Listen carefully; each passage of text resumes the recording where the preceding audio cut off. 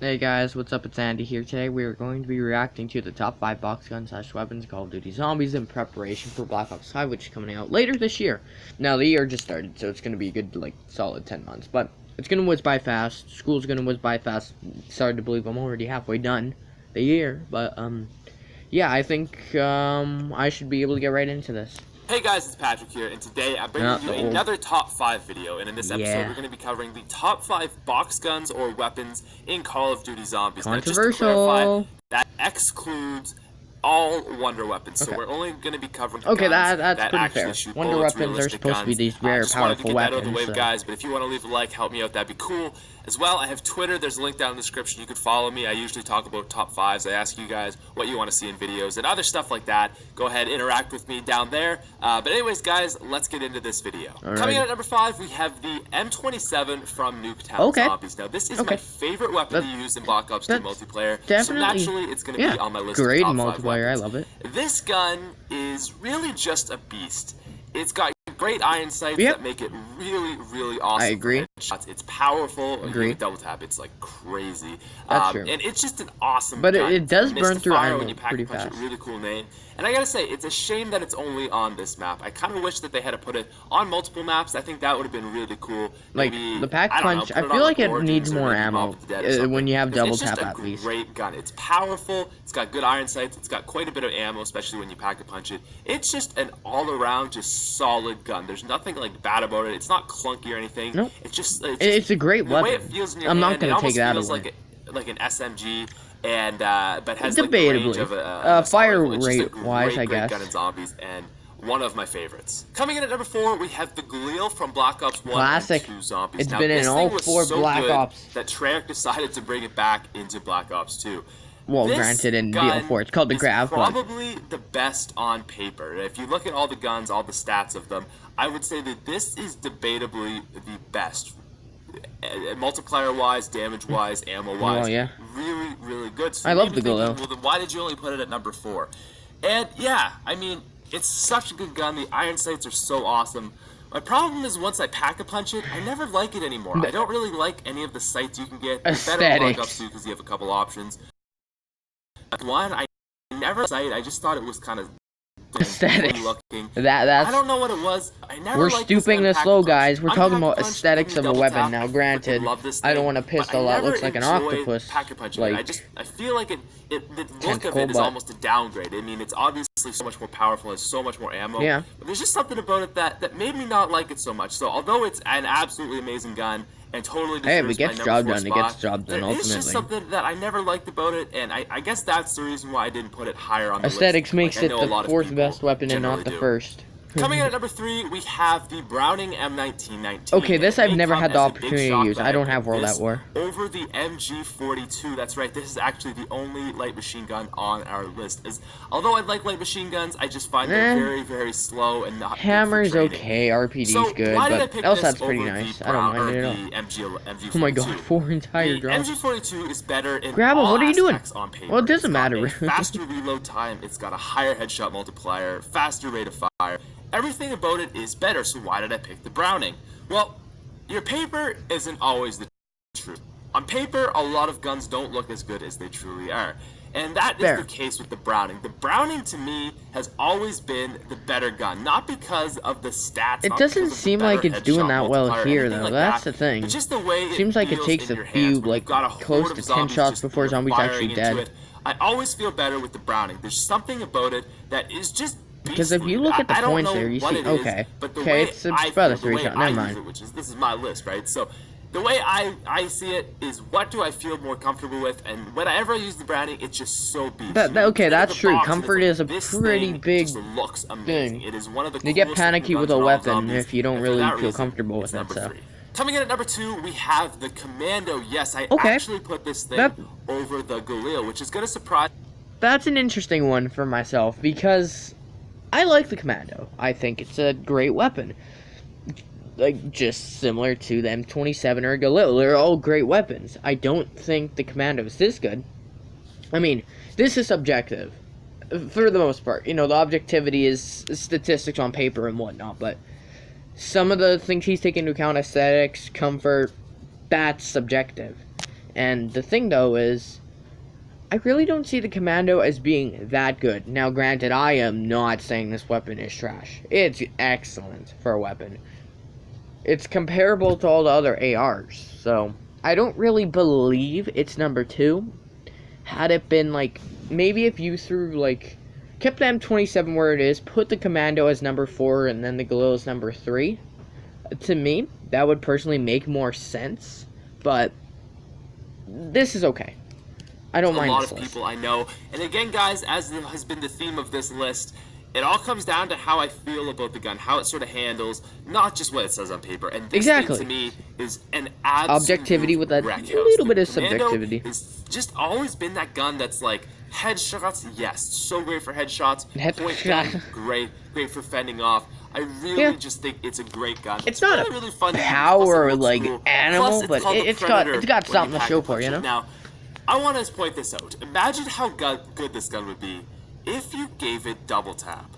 If you gave this gun double tap, I think it would be debatably the best in the game. I don't know. But even without double tap, this thing has always been such a... If you guys are not familiar with what double tap does, like double tap 2, so that's one.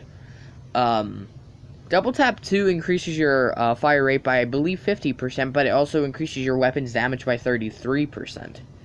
I believe 33%, something like that. So, with that usage, 30, like, pack punch, double tap, that, yeah, that's... Such a nice looking gun. And I'm putting it at number 2, guys, going controversial. Okay, and coming in at number 1 on our list of top 5 box guns, guys, could it be anything else? It's the PPSH. The PPSH. I could basically just I am so disappointed. I've never tried this. It looks like a monster. Okay? It looks like a monster. So the PPSH is a very unique gun, as it is basically a combination of an SMG and an LMG. Now, it is classified as a submachine gun, making it have a high mobility rate as well as a very low burst fire spread. So that's great. Yeah, accurate. But Treyarch went full balls to the wall crazy on this gun and decided to also make it an LMG. And what I mean by that the ammo is count. The ammo count when you pack-a-punch it, okay, are you ready for this, is 815 total. It's got 115 in the mag and 700 115 in the mag. What the hell? The only gun that I think has more than that is the meat grinder. It's insane. Oh yeah, the meat grinder's the rate per fire 1100 on this gun, RPM on this thing is a whopping 1578 while pack-a-punch. You throw double tap on this bitch, almost 2,000. Okay, maybe double tap 1.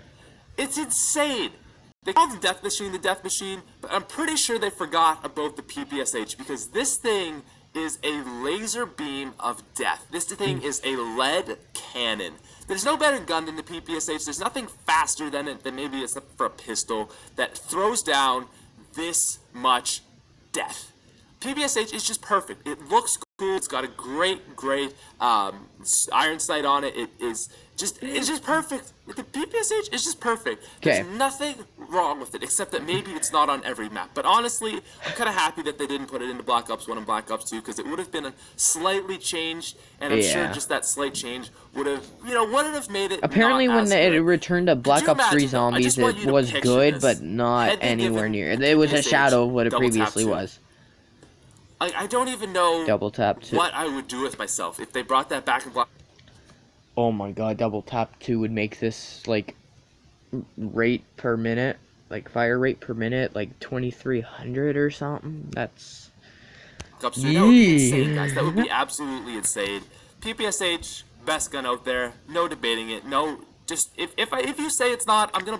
Okay, that's what like a monster. We're gonna end the video That's all I'm gonna say. Thank you guys for watching so much. That's the video. Boom. Nice, long conversation on the PPSH, guys. Okay. That was a pretty good list, I would say. Again, mostly objective with a little bit of subjectivity, which is why he was complaining about, comfort of guns and their aesthetics a little bit. I'm not going to get over that about the Galil, trust me. But, no, I actually really enjoyed this list, because all the weapons I would say were at least great. Would I say they were top 5 tier? I'd be willing to debate that, but that would take a little bit longer. How much do we have here? Okay. You know what? Have here. I don't want to do any top 10s because those are a lot more lengthy, right? Okay, top 5 small maps. Okay, so is this saying like the smallest maps or like the 5 best What's going on, guys? smaller Here, and maps? today we are I think he'll Of course, bringing you another top 5. Who cares what Syndicate says? Who cares what that top 5? I'm going to be covering the top 5 small maps. So not the top 5 smallest maps. Okay, top yeah, he's 5 clarifying it right now. Best maps that are small. If you guys want to leave a like, help me out, that'd be great. But anyways, let's get into this. Yeah, show me. Coming in at number 5, we have Farm. So to me, Farm I love has Farm. always been a map that it reminds me of World at War. I love World at War. That was my first Zombies COD I ever played. And Farm to me is just an old school solid map. Like there's no it's like Verrucht. I love Verrucht as well. I think that map gets way too much hate. Like it's like so Verrucht's probably my favorite, maybe second favorite of the World at War maps. Like, you get your perks, but I bought him on Black Ops 1. And really, that's all you can do. It's just up to you how good you can train, and just how skilled you are without relying on a lot of more advanced and complicated things, right? So it's just a nice, fun, basic map to play. I don't really like the colors, but that's true. Overall, aesthetics honestly, are pretty down there, but better solo than it would be with a group of people. I personally find I just think it's. I don't mind 2 people on this map though. It gets a little bit difficult, and I don't mind a little bit of difficulty. At number 5. Moving down to the number 4 spot on our list, we have Bus Depot. So Bus Depot is a map that, again, is very, very basic, even more basic than Farm. You got one door, no pack punch, no perks, no buildables, no transit bus, no bosses. I don't like this map. It's ugly. It's just one door. There's fire. There's 4 wall weapons, maybe. It is one of the most basic maps ever, and I love it. I love Bus Depot. It just reminds me of those old school World at War days. Nocturne Tone kicks ass. It's okay. Such a great map. And I'm not that big into Nocturne Tone. If you're up for a challenge, it's always great. It's difficult, that way. But or it's like a little bit too difficult for Station map. That's why I like Verrucht and Bus Depot. But back up. And I've had so many just great games because there's no jug, and that's honestly something I like because. People rely on Jug a lot, and it's nice to play a map where you don't have to worry about Jug. Bus Depot is you never have to worry about it. You just want to stay alive for longer. It comes in at number 4. Coming in at number 3, yes. we have Verrucht. Yes. I kind of wanted to put Shino Numa on this list. No. I think it's a great map. No, Shino Numa's like honestly, out of the 4 original, I hate Shino Numa the most. I think Verrucht is at that point where it's almost a small map, almost a big map. We're gonna keep it on almost a small, almost a big one. There's no in between. Well, it's obviously not as small as something like Bus Depot or Farm. Yeah. But I mean, it's not huge like Mob of the Dead or Origins. Nah, it can be classified as a small map, just with its small corridors. You have to kind of take a look into the space you have to, not just really the X, Y, and really that's Y, and Z, and all that. No Wonderwall. It's just a very, very basic map. I like the fact that it's 2 and 2 on each side in the spawn rooms. There's 2 different spawn rooms, 2 people start in one, 2 people start in the other. You have to make it all the way around the map to get the power and to reach each other. That's a really cool thing about that map. Overall, it's, to me, like, Verrucht is nothing special, but I think it's one of the most underrated maps of all time, to be honest. I agree. It's just a great, fun map. So I totally agree. There's really not a lot to say about it. There's nothing wrong with this map. I love this map. Number 3. Moving in at number 2, we have one of, honestly, my favorite maps of all time, especially a favorite small map, and that is Nuketown Zombies. That's definitely an interesting pick.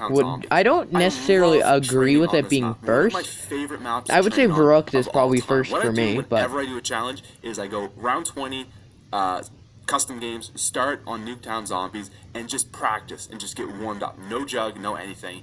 So much fun to do, and honestly, Nuketown Zombies is just a sick map. The only thing I don't like about it, obviously, is the fact that perks are random. But other than that, Nuketown Zombies is so much fun. So much fun because it's small. It's definitely more challenging than a lot of maps. I wouldn't say it's a hard map, but it's definitely more challenging than a lot of maps. And just the fact you really got like 3 areas, but it's very, very small. You got the, you know, one house. It's definitely a map that'll keep you on your toes. I enjoy this map, but I'd probably put this at like number 4 or 5, not up here. Now, before we get to our number 1 spot, I did want to put a kind of honorable mention in here. And that is Town. I know there's a lot of people out there that love Town. Town? I wanted to put it on this list, but there's just one thing. I like Town. I really do like Town. I think it's a great map. No, it's not. But the fact of the fire, it just That's true. I think Farm has the least amount of fire out of all the maps. Maybe Buzz Depot. I didn't put it in. I think it deserves an honorable mention, and if it didn't have fire, it would definitely be up here high. But just the fact that you can't really train. Well, you can obviously train. You can train. Annoying. For that reason alone, I didn't put it on here. Anyways, though, coming in at number 1, guys, we have one of my favorite maps of all time, and that is Nocturne Untold. This is nostalgia syndrome. This is not your true opinion. This map is not good. But it's better. It's better. It's got a very scary, spooky element. The only thing I can thank this map for is making zombies a thing. Really fun to train against because you don't have jugs, so you're really, really easy to die. But they only hit you if you stand still. I'm talking about Black Ops 1, boy. It's harder. While they're running, highest round I've ever made it on this map on Black Ops 1 was 7. Stop and then hit you, which makes it really nice. 7. Around well with no jug or anything, making it really, really fun. It's not that fun. Like I said, it's boring. The colors are kind of ugly. Origins, Doris, Mob of the Dead, and Nocturne Toad. Nocturne Toad is a just phenomenal map to train, to camp. It will always be one of my favorite maps of all time, and it comes in at number 1. Number 1. Alright, I think we'll just end it there. No point in continuing. Thank you, Pat, for the 2 top 5s that I was able to react to. Now, both are good videos. I'd say the first one was a little bit better. I feel like this is a little bit nostalgia factoring and stuff. Because what was the order of maps? She said Farm, Buzz Depot, Brook, Nuketown, Nocturne Toad. Yeah, Nocturne Toad is just... Buzz Depot is trying to be like Nocturne Toad, but it's just ugly. This is kind of ugly too, but...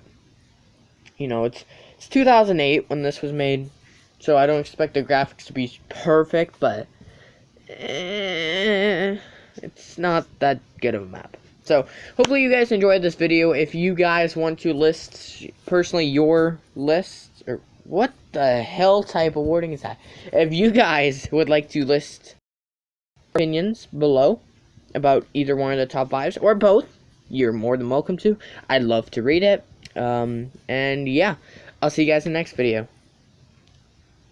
Take care.